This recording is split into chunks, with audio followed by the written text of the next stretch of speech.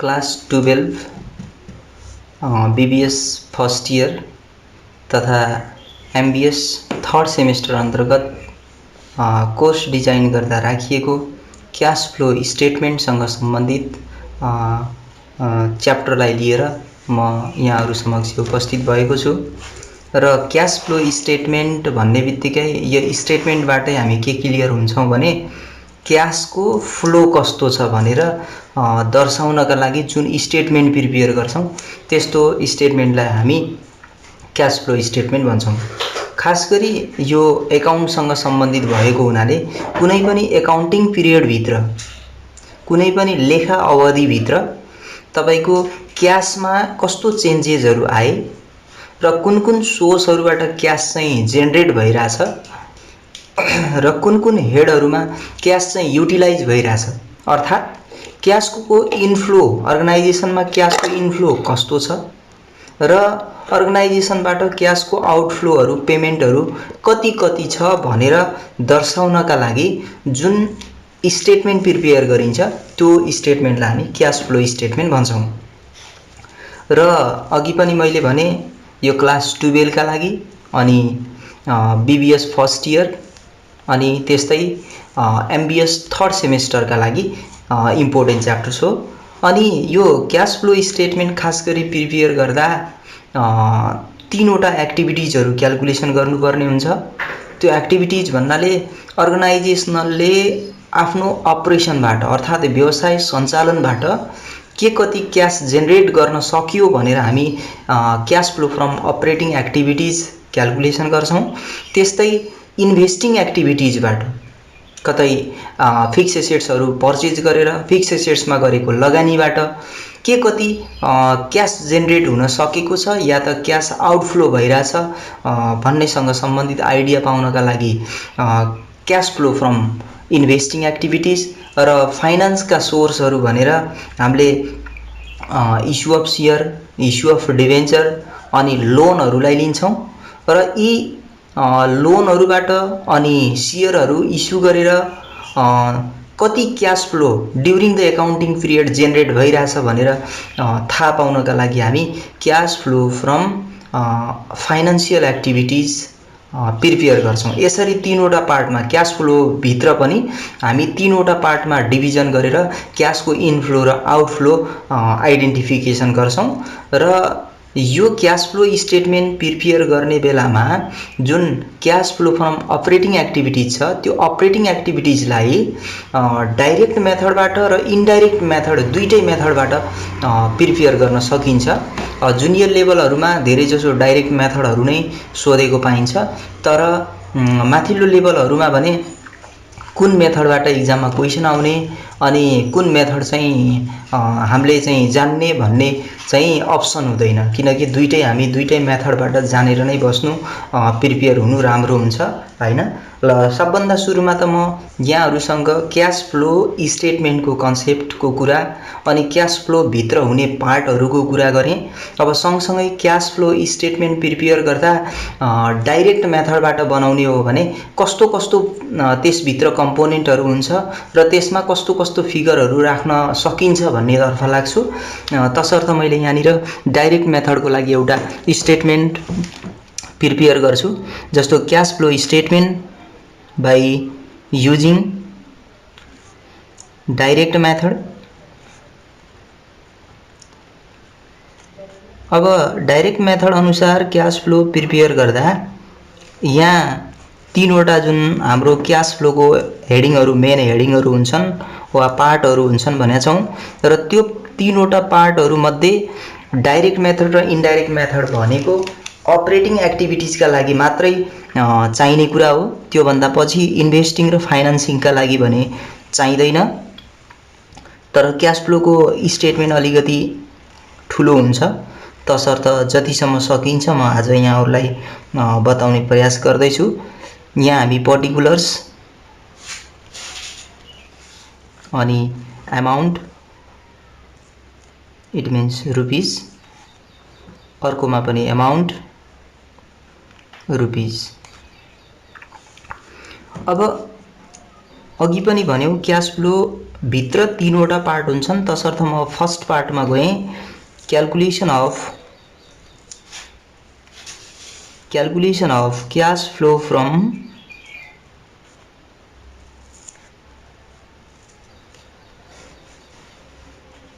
Operating एक्टिभिटिजबाट generate हुने cash फ्लोहरू के छन् त त्यतातिर जाउँ हामी।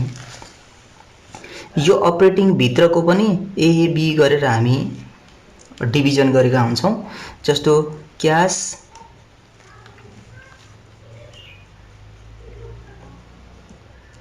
Collection from debtors. अब यसमा हामीले क्याश सेल्स एन्ड कलेक्सन भनेर पनि लेख्न सकिन्छ।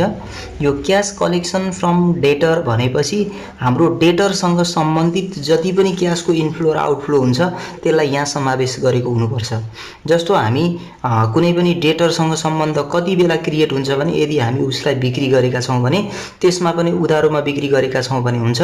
तर खास गरी यो टपिकमा के छ भने cash generating from cash sales and डेटरको कुरा हो। तसर्थ हामी यहाँ के गर्छौँ भने सेल्सलाई लिन्छौँ। डाइरेक्ट मेथडबाट बनाउँदा सेल्स रेभिन्यू। अब यहाँ हामी यो सेल्स राख्ने बेलामा के गर्छौँ भने क्याश सेल्सलाई पनि अनि क्रेडिट सेल्सलाई पनि माइनस रिटर्न छ भने रिटर्नलाई घटाउनुपर्छ र यसरी हामी सेल्सलाई हामी यहाँ लिन्छौँ। अब डेटरसँग सम्बन्धित भन्ने बित्तिकै हामी बिल रिसिएबलका कुरा भए अनि एकाउन्ट रिसिएबलका कुरा भयो हैन, डेटरहरूसँग सम्बन्धित कुरा भए।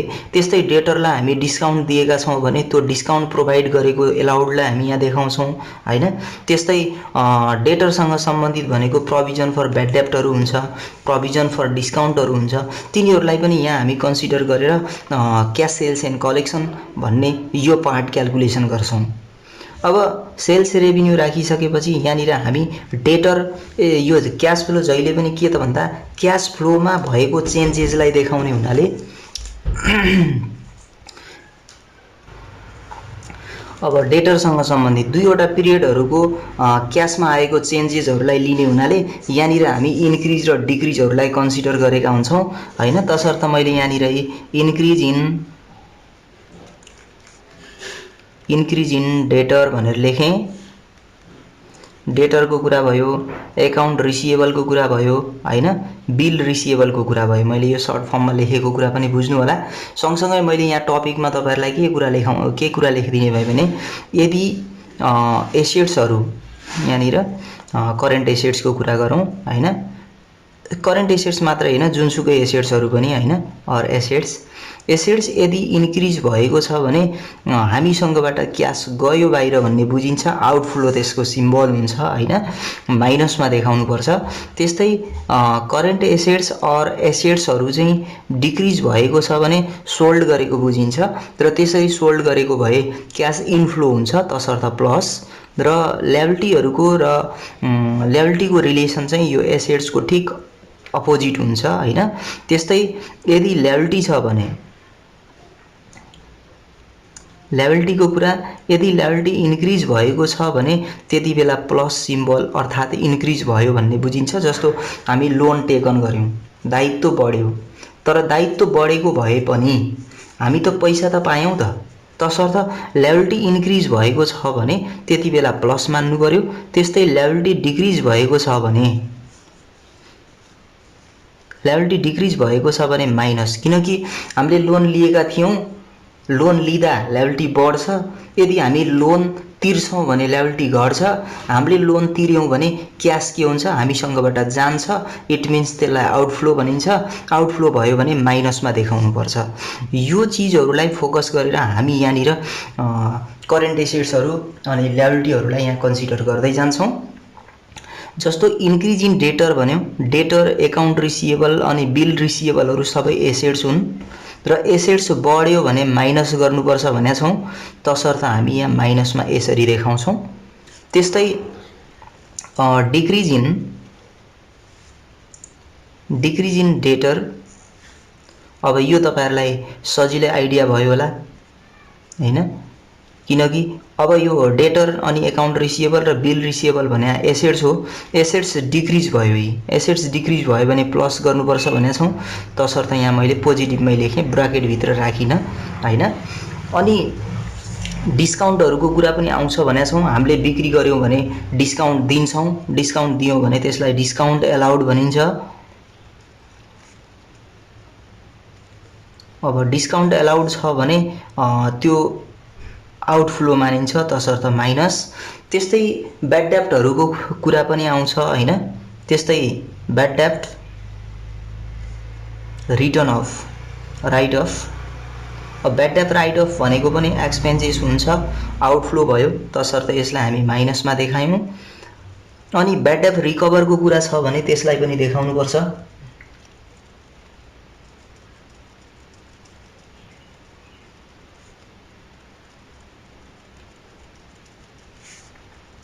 ब्याड डेप्ट रिकभर भयो भने प्लसमा देखाइन्छ।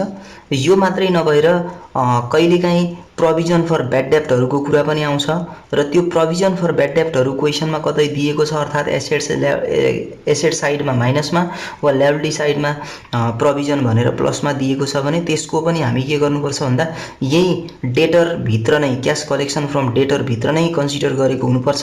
तसर्थ इन्क्रिज इन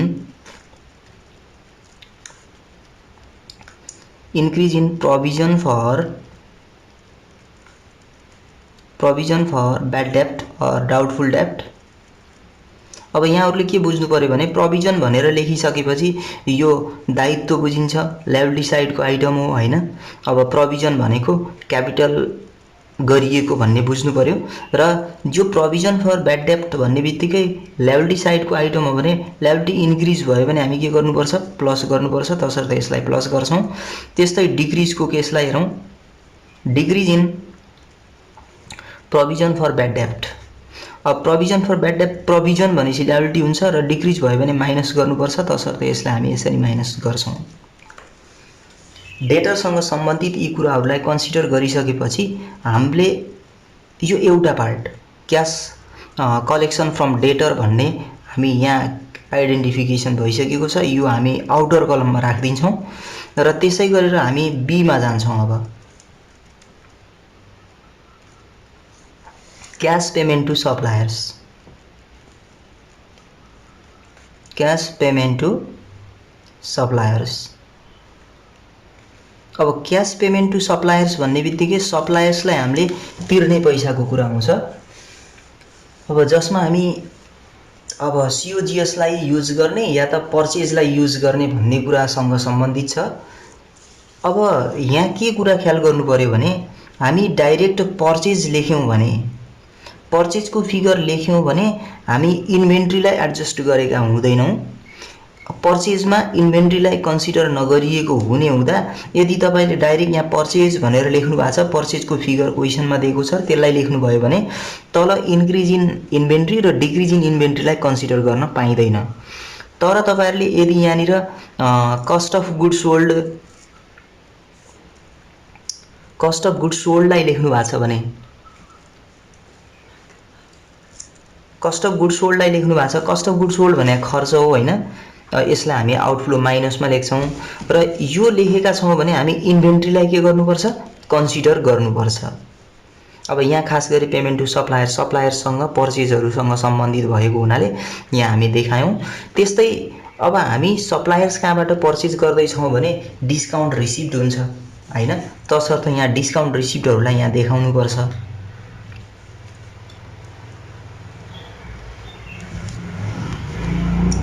डिस्काउन्ट रिसिभ छ भने यो हाम्रो इन्कम इन्फ्लो मान्नु पर्यो, किनकि हामीले उसलाई दिनुपर्ने पैसा दिनु पर्दै छैन भने हाम्रो बचत भयो, त्यो बचत हुनु भनेको हाम्रो इन्फ्लो सरह मान्नुपर्छ।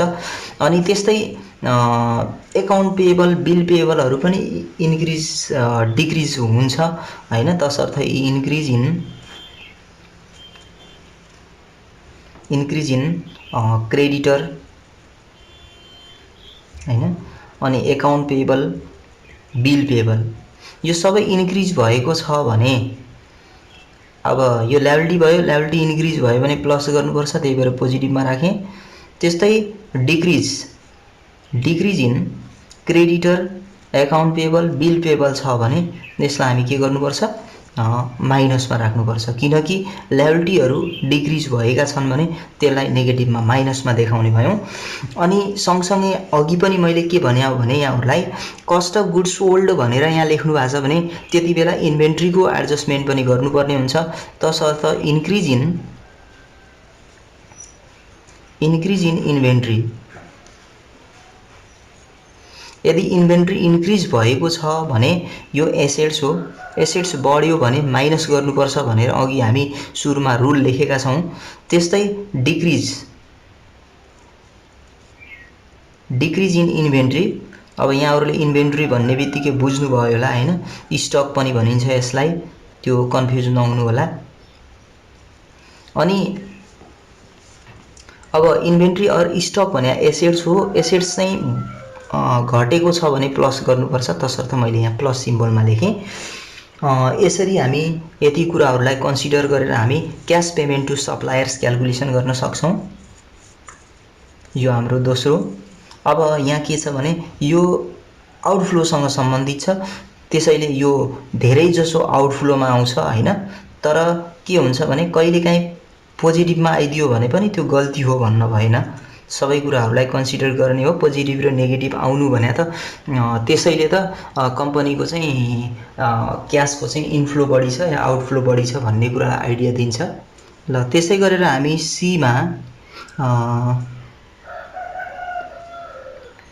क्यास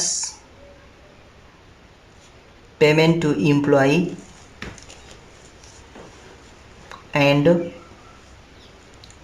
अदर एक्सपेन्सेस, अब यहाँ अदर अपरेटिङ एक्सपेन्सेसहरू पनि लेखिन्छ हैन। अदर एक्सपेन्सेस भन्ने बित्तिकै अपरेटिङहरूलाई मात्रै देखाउनु पर्ने हुनाले यहाँ हामी लेख्छौँ। अब क्यास पेमेन्ट टु इम्प्लोइ भन्ने बित्तिकै यहाँहरूले बुझ्नुभयो होला, वेजेस दिएको छ भने, त्यस्तै स्यालेरीहरू छ भने, स्यालेरी छ भने, त्यस्तै बोनसहरू छ भने हैन, यो सबै के हो त भन्दा यहाँ हामी यसरी आउटफ्लोमा देखाउँछौँ। अनि अदर एक्सपेन्सेस भन्ने बित्तिकै हामीले के बुझ्नु पर्यो भने अब म्यानुफ्याक्चरिङ एक्सपेन्सेसको कुरा हुनसक्छ, म्यानुफ्याक्चरिङ एक्सपेन्सेस ओभरहेडहरू हैन, अनि त्यस्तै administrative expenses,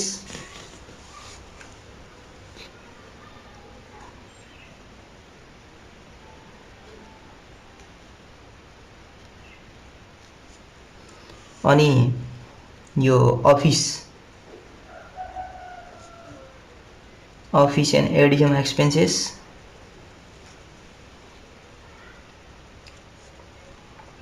other operating expenses भनेपछि यी कुराहरूलाई हामी यहाँ फोकस गर्छौँ र यहाँ यसरी हामी माइनसमा लेख्यौँ। यो पनि किन भन्दा एक्सपेन्सेस हो हैन।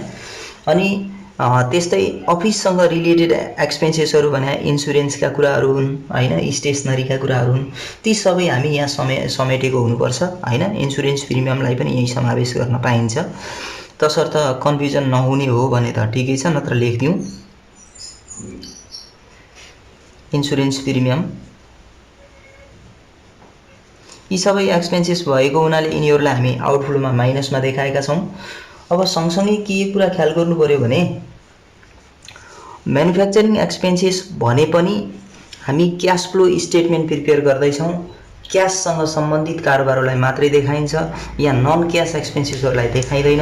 अब यहाँहरूले नन क्यास एक्सपेन्सेस भन्ने बित्तिकै केलाई बुझ्नु पर्यो भने डेप्रिसिएसनहरू भए हैन, गुडविल राइट अफहरूका कुरा भए, अनि पेटेन्ट कपिराइटहरू राइट अफका कुरा भए, जसमा क्यासको कारोबार हुँदैन त्यसलाई चाहिँ हामी यहाँ देखाइँदैन। जस्तो डेप्रिसिएसन भन्ने के हुन्छ भने हामीले एसेट्स किनेर राख्छौँ अनि त्यसलाई युज गर्दै जान्छौँ र हामी के गर्छौँ भने सर्टेन एमाउन्ट त्यो नेट प्रफिटबाट घटाएर डेप्रिसिएसनको लागि प्रोभिजनको रूपमा देखाउँछौँ, तर त्यो क्यासको एमाउन्ट चाहिँ नेट प्रफिटबाट घटाइएको भए पनि त्यो कम्पनीबाट बाहिर जाँदैन, त्यो एज अ फन्डको रूपमा एसेट्स रिप्लेसमेन्ट फन्डको रूपमा चाहिँ राखिने हुनाले त्यसलाई हामी नन क्यास एक्सपेन्सेस भन्छौँ। अनि हामी जस्तो माथि पनि के गरेका छौँ भने करेन्ट एसेट्स करेन्ट लायबिलिटीहरूलाई कन्सिडर गर्दै आएका छौँ। यहाँ पनि के हुनसक्छ भने स्यालेरी वेजेसहरू आउटस्ट्यान्डिङसँग सम्बन्धित हुनसक्छ, अनि यिनीहरू पनि प्रिपेडसँग सम्बन्धित हुनसक्छ। यदि त्यस्ता छन् भने त्यसलाई पनि हामी यहाँ कन्सिडर गरेको हुनुपर्छ। तसर्थ मैले यहाँनिर के लेखेँ भने increase increase in outstanding expenses. OS outstanding expenses. Outstanding expenses भनेको ल्याबिलिटी हो. ल्याबिलिटी इन्क्रिज भयो भने प्लस गर्नुपर्छ. अब त्यस्तै मैले यहाँनिर अब्लिक दिएर के गर्ने भयो भने डिक्रिज इन प्रिपेड. प्रिपेड हो भने पनि प्रिपेड एक्सपेन्सेस पनि यदि डिक्रिज भएको छ भने प्रिपेड एक्सपेन्सेस एसेट्स हो, एसेट्स घट्यो भने प्लस गर्नुपर्छ. यो त्यही भएर यहाँ प्लस गरिदिएँ मैले. त्यस्तै यहाँ अर्को कुरा के लेख्ने भयो भने मैले decrease in outstanding expenses oblique increase in prepaid. यो पनि के हुन्छ त भन्दा दुईटै आउटफ्लो मानिन्छन्, तसर्थ हामी यसरी समावेश गर्यौं. यसलाई हामी टोटल गरेर यहाँ देखाउँछौं. यो पनि पेमेन्टसँग सम्बन्धित छ किनकि सबै एक्सपेन्सेसहरु छन्, तसर्थ हामी यसलाई पनि यहाँ नेगेटिभमा लेख्यौं. यसको अर्थ के होइन भने यो सधैँ नेगेटिभमै आउँछ भन्ने पनि छैन, किनकि एक्सपेन्सेस भन्दा यहाँनिर हाम्रो आउटस्ट्यान्डिङहरु चाहिँ बढी इन्क्रिज चाहिँ बढी छ भने त्यो कन्डिसनमा यहाँ पोजिटिभ पनि आउन सक्छ. ल हामी अब डी नम्बरमा पुग्यौं. यो डी नम्बर भनेको अब ट्याक्ससँग सम्बन्धित र इन्ट्रेस्टसँग सम्बन्धित छ. यो इन्ट्रेस्ट र ट्याक्सलाई अलग अलग देखाउनु सबभन्दा उपयुक्त हुन्छ हैन. तर पनि इन्ट्रेस्ट र ट्याक्स भनेर माथि हेडिङमै लेखिदिनु भयो भने त्यो दुईटै समावेश भएको मानिन्छ हैन. तसर्थ मैले यहाँनिर के गर्दिए भने payment cash payment for interest and tax भनेर दुईटैलाई एकै ठाउँमा देखाइदिए. अब यहाँनिर के छ भने इन्ट्रेस्ट पनि तिरिएको कुरा छ भने इन्ट्रेस्ट पेड, जस्तो इन्ट्रेस्ट अन लोनको कुरा आउला हैन, अनि इन्ट्रेस्ट अन डिबेन्चरको कुरा आउला, बोन्डहरुको कुरा आउला. त्यो पेमेन्ट गरिएको छ भने त्यसलाई हामी यहाँ देखाउने भयौं. यहाँनिर अझै एउटा कलम तान्ने भए. अब दुईटै एक्सपेन्सेस हुन्, तसर्थ मैले यहाँ एक्सपेन्सेसकै रूपमा माइनस गरिदिएँ. त्यस्तै ट्याक्स पेडको कुरा छ. यो एज पर इन्कम स्टेटमेन्ट भने मैले इन्कम स्टेटमेन्टमा दिएको छ भने अलग्गै एडिसनलमा tax paid during the year भनेर दिएको छ भने त्यो हामी यहाँ लेख्छौं लेख्नलाई, तर प्रोभिजनहरुलाई कन्सिडर गरिरहनु पर्दैन. तर अब यहाँ के छ भने मैले यहाँ इन्कम स्टेटमेन्ट अनुसार राखिदिएँ भने अब इन्क्रिज इन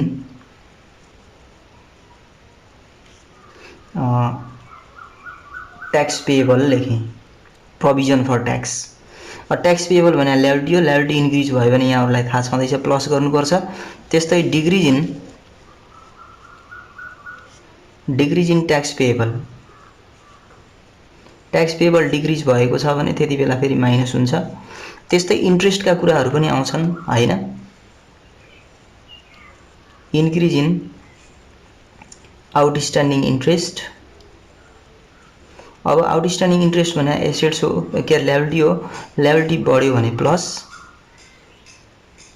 त्यस्तै डिक्रिज इन आउटस्ट्यान्डिङ इन्ट्रेस्ट. अब यो ल्याबिलिटी घट्यो भने माइनस देखाउनु पर्यो हैन. अझै इन्ट्रेस्टको प्रिपेड पनि हुन सक्छ, तसर्थ इन्ट्रेस्ट र ट्याक्सको दुईटैको प्रिपेडलाई मैले देखाइदिने भए यहाँनिर इन्क्रिज इन प्रिपेड. दुईटै ट्याक्स र इन्ट्रेस्ट दुईटैको प्रिपेड छ भने प्रिपेड हो भने त्यति बेला के हुन्छ भने एसेट्स हो. एसेट्स बढ्यो भने माइनस गर्नुपर्छ. त्यस्तै decrease in prepaid interest and tax भनौं न. अब यो डिक्रिज भएको छ, एसेट्स बढ्यो भने पोजिटिभमा लेख्नुपर्छ. यसरी हामी यो चौथो पोइन्ट पनि हामी कम्प्लिट गर्यौं. अब यो पनि तपाईको इन्फ्लो पोजिटिभमा नि आउन सक्छ, नेगेटिभमा नि आउन सक्छ. अब हामी यसलाई ई नम्बरको पोइन्टमा क्याश फ्लो फ्रम एक्स्ट्रा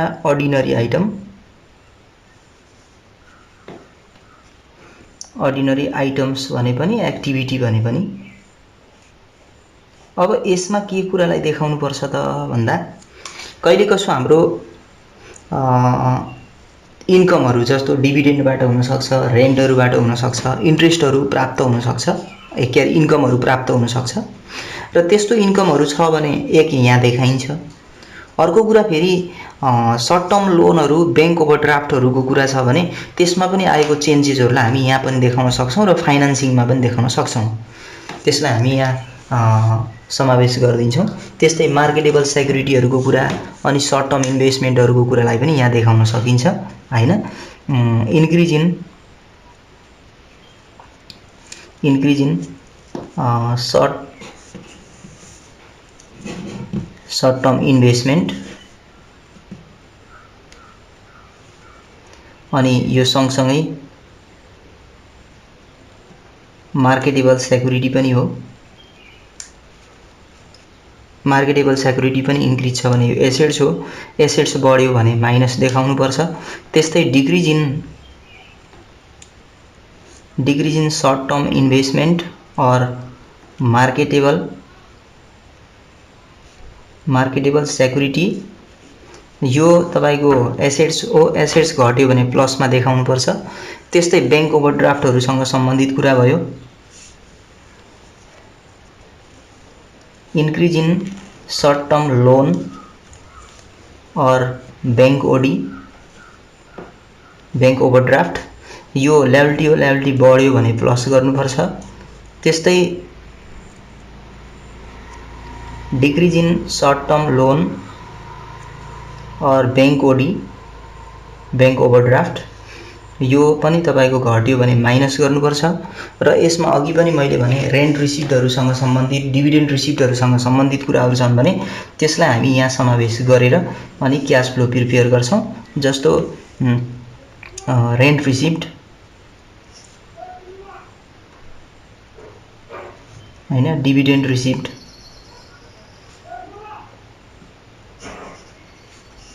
इन्कमको रूपमा। त्यस्तै कम्पेन्सेसनको कुरा भयो, कम्पेन्सेसन रिसिप्टको कुरा, यिनीहरुलाई पनि हामी यहाँ प्लसमा देखाउँछौं। र यसरी हामी एक्स्ट्रा अर्डिनरी एक्टिभिटिजहरुबाट पनि क्याश फ्लो जेनेरेट भएको हुन सक्छ, त्यसलाई यहाँ कन्सिडर गर्छौं, त्यसलाई समावेश गर्छौं। र माथिबाट सबैलाई एड गर्यौं भने यो हाम्रो क्याश फ्लो फ्रम, जसलाई C1 ले सिम्बल गरौं, cash flow from operating activities आउँछ। अब यो cash flow from operating activities कसरी आउने हो भने यो A plus B plus C plus अनि D प्लस E सबैलाई हामी जोड्छौं। अनि यो के हुन सक्छ भने कहिले पोजिटिभमा आउँछ, कहिले नेगेटिभमा आउँछ। अब A plus B plus C plus D plus E भन्न खोजेको कुरा के भने A पोजिटिभमा छ, अरु नेगेटिभमा छन् भने सबै जोड्दा घट्ने भो। जुन जुन पोजिटिभ छ त्यसलाई जोड्छौं, जुन जुन नेगेटिभ छ त्यसलाई घटाउँछौं र रिजल्ट जे आउँछ त्यसैलाई यहाँ देखाउँछौं। यसरी हामी क्याश फ्लो स्टेटमेन्ट डाइरेक्ट मेथडबाट, तर यो क्याश फ्लोको पनि एउटा पार्ट जुन अपरेटिङ एक्टिभिटिज हो, त्यो अपरेटिङ एक्टिभिटिज क्याल्कुलेसन गर्नको लागि मैले एउटा स्ट्रक्चर लेखेँ। यही स्ट्रक्चर नै पर्फेक्ट छ म भन्दिन, तर किनकि क्याश फ्लो स्टेटमेन्ट प्रिपेयर गर्ने बेलामा सकेसम्म सेपरेट हुने गरेर प्रिपेयर गर्न सक्नुपर्छ। जस्तो हामी यहाँ इन्ट्रेस्ट र ट्याक्सलाई अलग अलग नदेखाएर एकै ठाउँमा देखायौं, यसबाट पनि रिजल्ट त देखिन्छ, रिजल्ट त सो हुन्छ, तर पनि अलग अलग प्रिपेयर गर्न, अलग अलग cash from interest, cash payment for interest र क्याश पेमेन्ट फर ट्याक्स भनेर अलग्गै देखाएको अझ बेस्ट हुन्छ हैन। यसरी हामी क्याश फ्लो स्टेटमेन्टसँग सम्बन्धित म केही आज यहाँहरुलाई आइडिया दिएँ। यसै गरेर अर्को क्लासमा अझ यो भन्दा पछिका इन्भेस्टिङ एक्टिभिटिज र फाइनान्सिङ एक्टिभिटिजसँग सम्बन्धित कन्सेप्ट लिएर उपस्थित हुने नै छु। तबसम्मका लागि यहाँहरुसँगबाट बिदा हुन्छु। हस्त नमस्ते।